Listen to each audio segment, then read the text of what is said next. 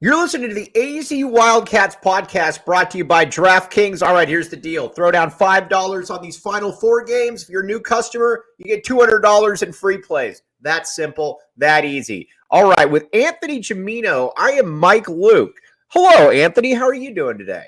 Good, Mike. Thanks for having me. And why am I here?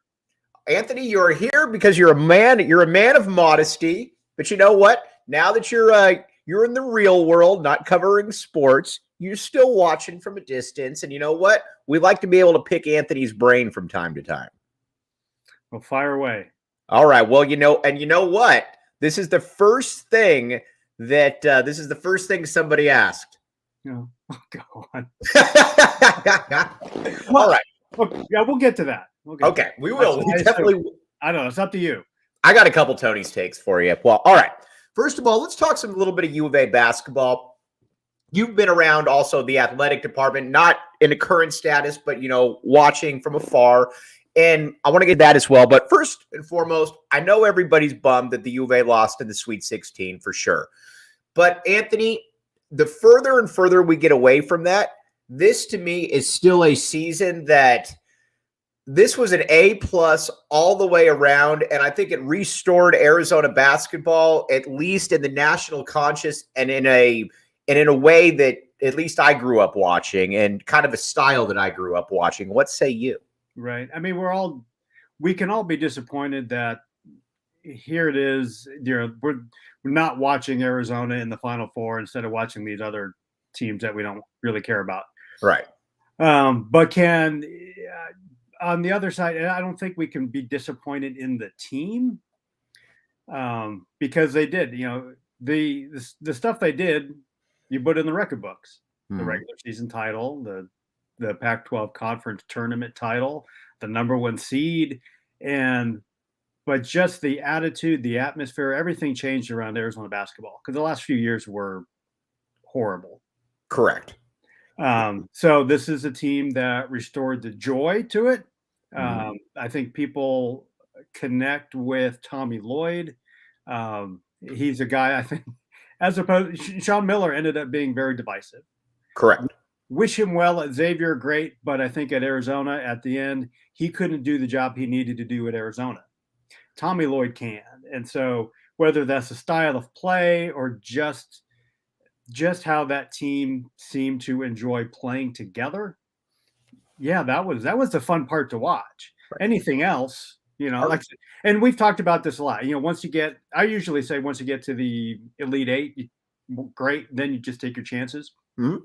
Turns out this year, especially the way the field ended up being, right? That regional Arizona-Houston should have been a regional final. Correct. Houston's a tough draw in the Sweet 16. We talked about that before the tournament. I know you had talked about it with Schuster and Shear too. I think we all agreed that when you looked at Arizona's path and the bracket, that the toughest matchup in that whole side was going to be Houston. Mm-hmm. And it was. And that's what turned out to be true. Real quick, a couple people mentioning about Sean Miller. I think Miller's a good fit at Xavier. I think that's more his speed. I think it's a good hire. I think it's a good fit on both sides. I think, Miller, I wish him nothing but the best at Xavier. I don't have any, personal animus towards him. Right. It's not like he ever came over and kicked my dog or anything. I just didn't think he was the right guy to continue on at Arizona. Tommy Lloyd. He can do what he did. He can get those high 3-star guys, develop them over 3 to 4 years, get a bunch of grinders, some tough guys. That style still plays there. You know what's so fun about this, though, and you got to cover. Obviously, you were. I think it's fair to say that you're a journalist, you're a professional. So I don't want to step out of bounds, but I think it's fair to say that you and Lute Olson are friends, or were friends. Is that fair to say? Friendly. I would say after his coaching career more. Correct. There probably was some times, especially near the end, where I don't think he really wanted to talk to me too much. But certainly nothing like some of the history he had with some of the fellas over at the Daily Star. Right. But afterwards, sure. When I think of Arizona basketball, and that's why the Sean Miller era was just such a different era for me, because when I thought of Arizona basketball, it was far more of a up and down thing. You watched the guys out there, you felt you knew the players. It was just far more of a community feel. And I'm not saying that Tommy Lloyd is Lute Olson in that regard, but that was the Arizona basketball that I at least grew up watching. Did it look far more akin to something that you grew up covering, that you were covering? Yeah, I would say so. Now the style wise, of course, if Sean Miller had won a couple more games in a regional final and binges in Final Fours, I don't think anybody would really care about what style he played. True. So I'm not going to kill him for that. There's a lot of ways to do it. And right now, you look at this particular NCAA tournament, defense rules. I don't know if that's the 1-year thing or if that's going to be more of a trend, but right now, those teams that can really lock down, get after you on defense are the ones that are advancing. But the one thing you mentioned there about you felt like you got to know the guys. Yeah. Certainly after our pal Kevin O'Neill, who you might recall had an open locker room. That 1 year he was interim head coach, he had an open locker room. Kevin O'Neill here's how crazy KO was. He put his phone number out to the national media during a press conference. He did that multiple times. He did that when he got hired at USC too. And I remember a couple of USC writers texted me like, "Is this guy real? Is this phone number real?" And I double checked and like, yeah, that's his number. But his whole goal, that 1 year, he had just come from the NBA, of course, and he was going to treat the guys like men. Basically, it was that was his philosophy. Right. So open locker room. So you got to talk to a bunch of different guys. You got to talk to the assistant coaches, and all that got shut down in the Sean Miller era. It was, here's your 30-minute press conference. Everybody gets the same information, the same quotes, the same feature stories. And this year we saw Arizona basketball kind of take a step back from that, where they had more open sessions. They had guys you had more access to players. I mean, you could call up and get a guy on your show, right? Well, I'll give you an example. Great. I'll give you a perfect example. I was able to have on, and I give a massive tip of the cap to Coach Lloyd, to Nate, all those people. I had on Christian Coloco, Ben Matherin, and Dalen Terry, and I could have probably had on whoever I wanted, and they just said, "Sure, what time you want them?" It was just such a blast. And it wasn't just in the Sean Miller years. All that stuff was reserved for the national media and the Jeff Goodmans of the world. Correct. Which is great. That's how Sean wanted to do it. He had probably certain relationships he wanted to do, and he was trying to get the biggest bang for his buck if he had to make concessions in terms of players' times or whatever. Mm-hmm. But I thought this team, even though it was still 1 year, most of these guys have been here for 2 years. Right. But I did feel that we got to know these guys, their personal stories, a lot better than the Aaron Gordons or the Stanley Johnsons or guys like that. Was it you that told me, or was it? I think it was you that, or maybe it wasn't, but it doesn't really matter. When you said when DeAndre Ayton at the NCAA or was open to the public to talk or something, everyone's like, "Wow, this kid's really engaging. Wow, wish we got to know this guy." We always got that. Whether that was, I can't even remember. I mean, even guys like Parker Jackson Cartwright. Mm-hmm. You got him in the locker room, sitting by his locker after the game or after a win, and he could be quite funny. Right. Yeah, there were always a bunch of guys like that, or some guys who like oh, that's what his voice sounds like. Yeah, right, exactly. You never really had a chance to hear him speak during the year. The thing that I like about Tommy Lloyd and going and being able to cover them up close and in San Diego and at the Pac-12 tournament and whatnot, I love his demeanor. In that there's I'm not opposed. I'm not a swearing guy. It's not really my thing, but whatever. I get that that's the way it is. But when you watch him, he can be tough, but he definitely gets it though. His mannerisms, this team played loose. This team played free.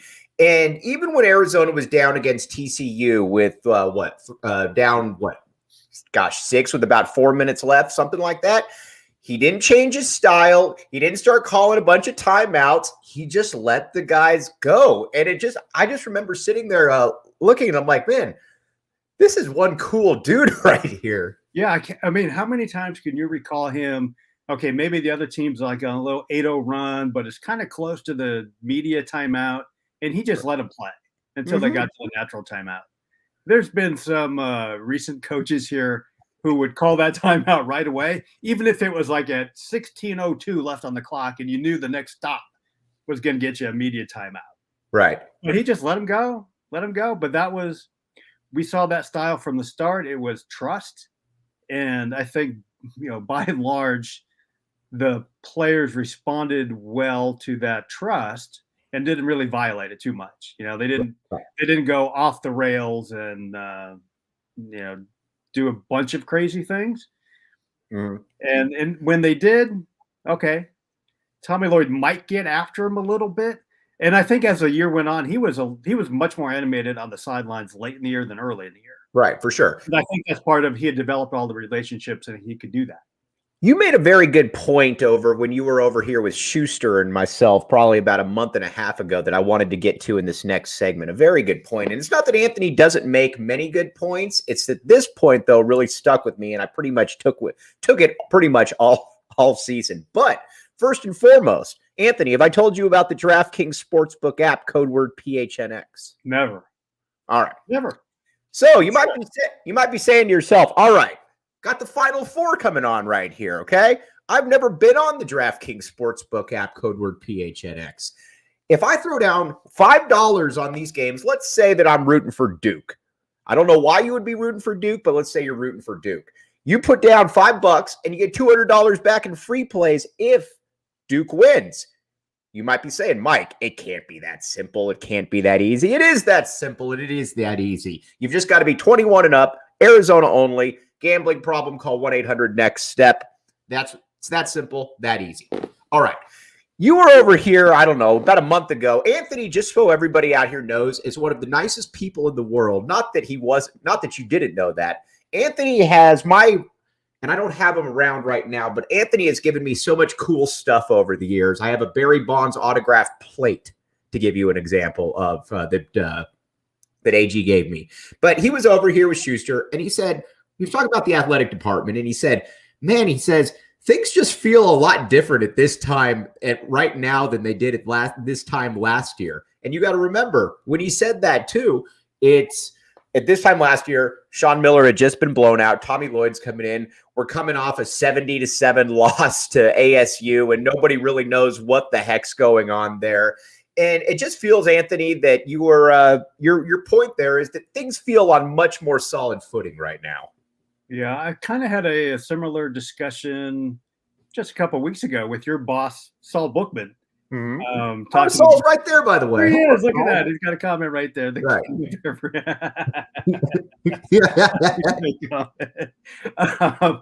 Just how we were talking about how even in the years we were doing radio, Mike, those were tough years because access was very limited. You had whether that was the head football coach, the head basketball coach, whatever. It felt like the university was really closing ranks and not making themselves available, not only to the media because public for who cares, but by extension the public. Right.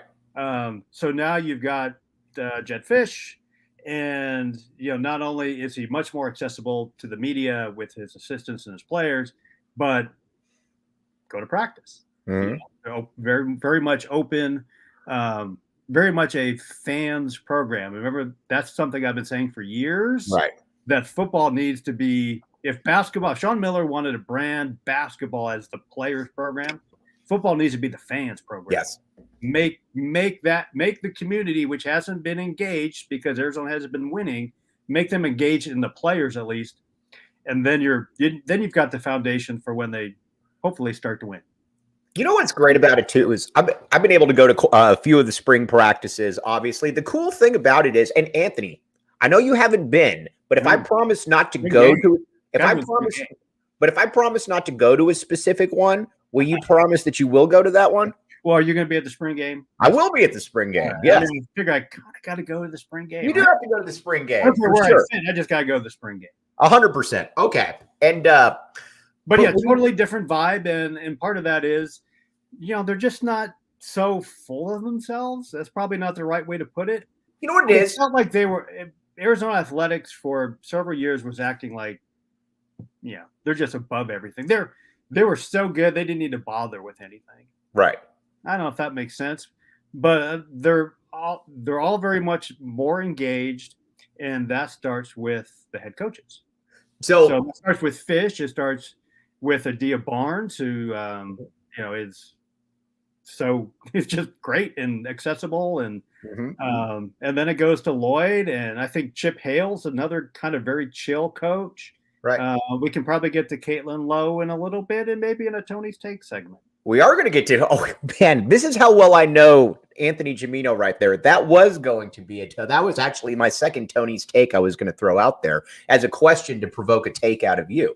So, but one thing I did want to say though, and so I am counting on you going to the spring game. That's very exciting because that also means that I can probably lure you in here one more time after the spring game, then possibly. But what's, and I'm curious to see what you have to say, because when I watch this team this year, and again, I don't expect 9 wins. That's definitely not what I'm saying. But there is definitely a different look. When these players go out onto the field, they look different than they looked the last couple years. Now, again, you're probably saying, well, duh, Mike, I'd hope they were 1-17 the last 2 years. I'd hope they look a little bit different. But I am very curious to see what you have to say there, because especially on the outside, every receiver feels like they're about 6'4". And when you've got a guy like, Chester Burnett's son, Kean, who in any other year would be the absolute marquee guy in the entire recruiting class, and he's just another really solid recruit out there. It's just a much different feel out there, AG. I'm excited to see what you have to say. Yeah, and I'm excited to see, because I think we talked about after last season, it's like, okay, what do you really want to see? What's the top priority? It's like, you got to get size and skill on the offense, because they just didn't have any. So Jacob Cowing, to me, is the guy I think I'm most interested in seeing, because he's easily a top 10 receiver in the country. Right. And he's been the best. He's been hands down the best receiver in practice for sure. So, give me about 5 weeks, and I can tell you exactly where we rank him in Lindy's and all that good stuff. But certainly already very high on the radar.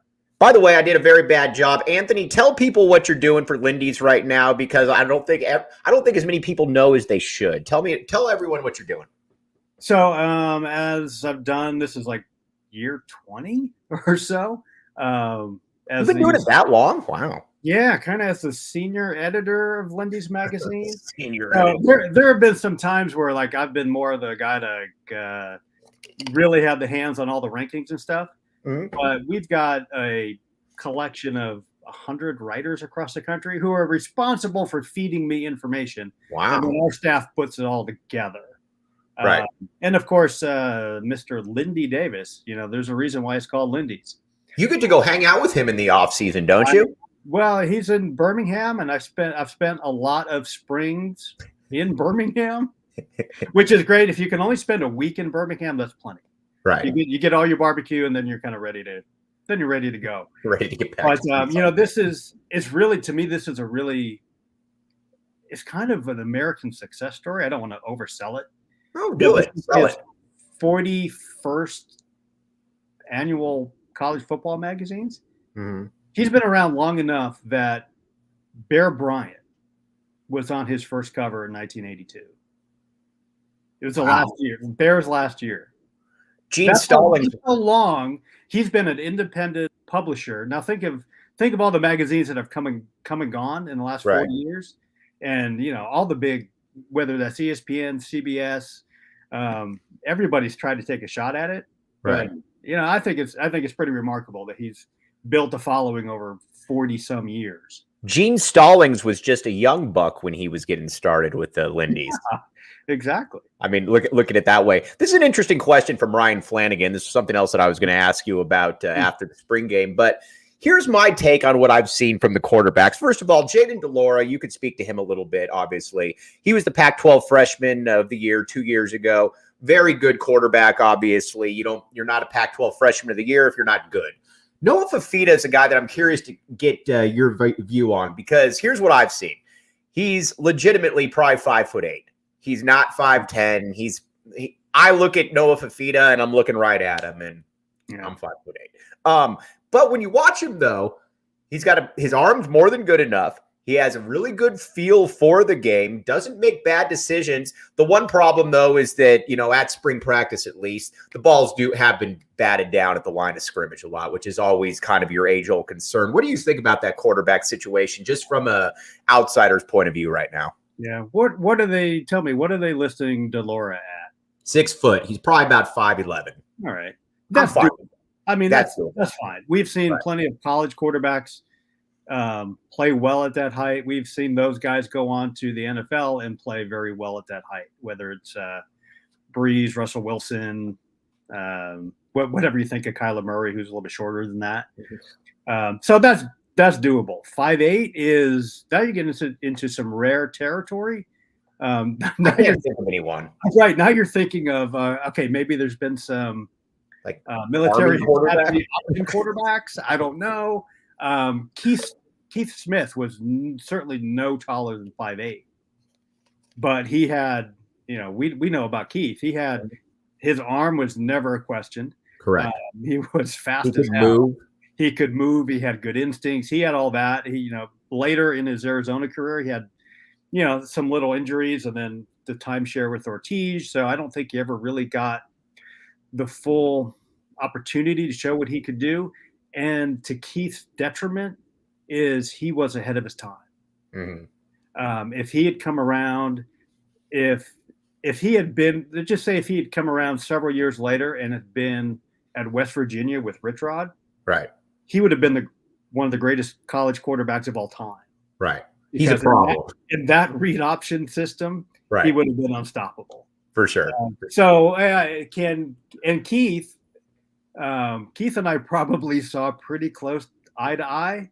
Mm-hmm. And I'm 5'7" on a really good day. I'm about an inch or two taller than Anthony. I feel very good about it. Yeah, you feel good about that. You should. Mm-hmm. Or really, that's a very low bar. So part of the pun, get it? No, it's with Fifita, it's definitely rare territory. I'm not going to say it can't be done.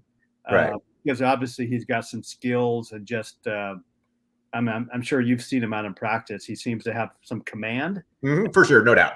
Certainly interested in seeing that. So, if he has that vision where he can anticipate, work the throwing lanes, get outside, use his feet a little bit, he's going to be probably fine, but it's a little bit harder. All right. Now, something that's not hard is the DraftKings Sportsbook app, code word PHNX. Final Four is coming up. Anthony, by the way, who do you like in tonight? Who do you like in today's games? We had, I think, Nick Howard wanted your picks, maybe because he's going to the DraftKings Sportsbook app, code word PHNX. Well, yeah, he can take this any way he wants, but it just doesn't seem like bad things happen to Coach K. Right. I mean, it would be just unfairly something else great that happens to him is that he would win the national title in his final year. Mm-hmm. And so I'm going to ride with Duke. Yeah. Who do you like? Kansas, Villanova. Kansas, but I kind of faded Kansas a little bit during the tournament because I thought any team with Remy Martin would eventually do something really stupid. Yeah. But so far, so good. So I guess I was wrong about more of an indictment on Bobby Hurley than on Remy Martin. Maybe. Yeah, just putting it like that.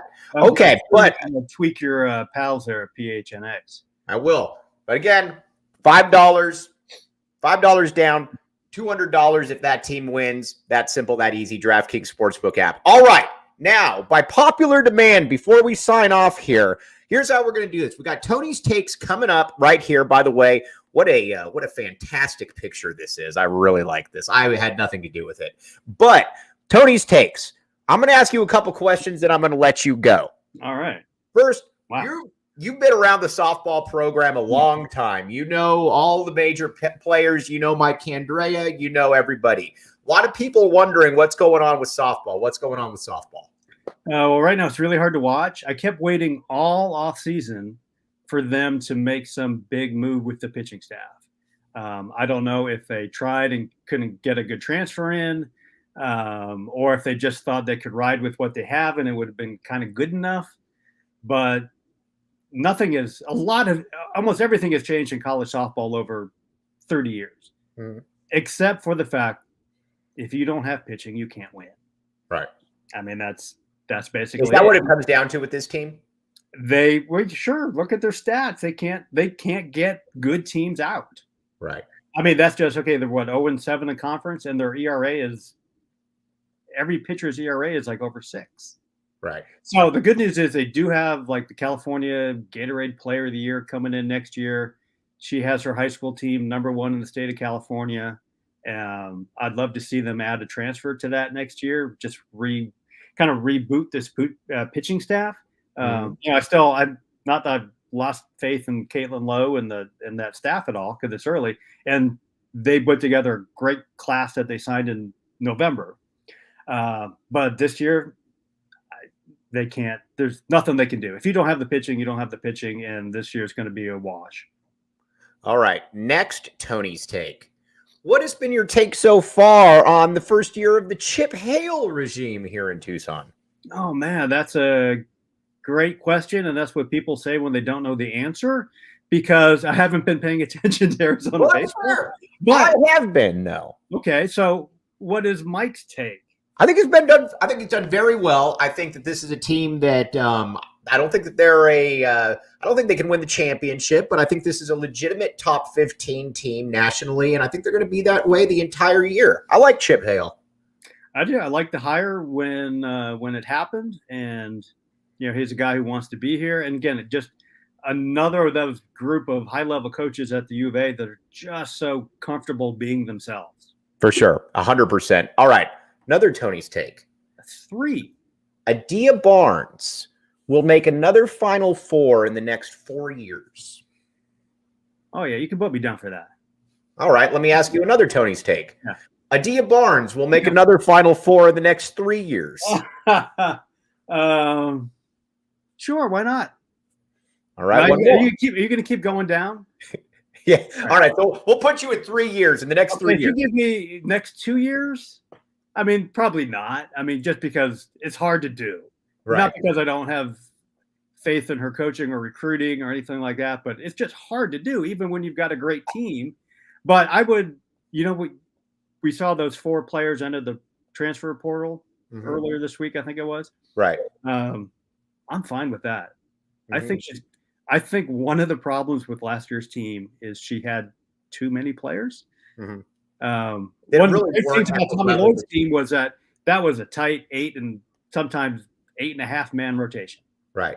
Adia had really great depth, which is sometimes fine early in the season, but I think near the end of the season there weren't a lot of great defined roles for those bench players. Right. And I don't think that was helpful.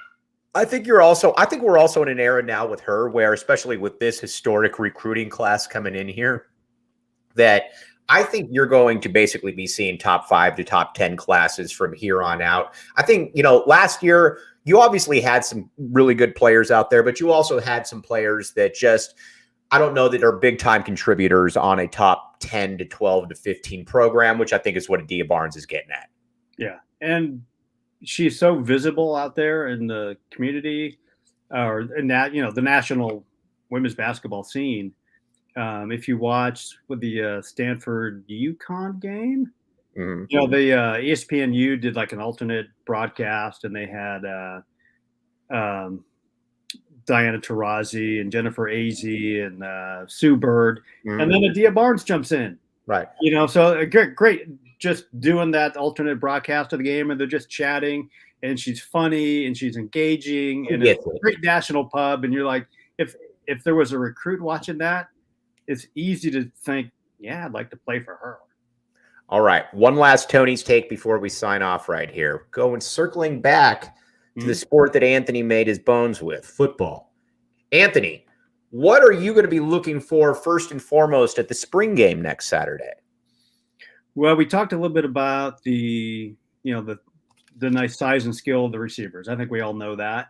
I want to see what we haven't. I want to see the size and the look of the linemen on both sides.